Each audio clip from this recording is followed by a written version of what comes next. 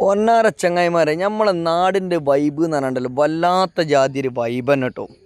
ഒന്ന് നോക്കി നിങ്ങൾ ഈ കാണുന്ന കുണ്ടന്മാർ ഈ ആൾക്കാർ മുഴുവനും ഏകദേശം 15-20 കിലോമീറ്റർ അപ്പുറത്ത് വന്ന ആൾക്കാരാണ്. ഇഷ്ടം പോലെ ആൾക്കാരാണ് ഇവിടെ. വല്ലാത്ത ജാതി വൈബ് തന്നെയാണ്.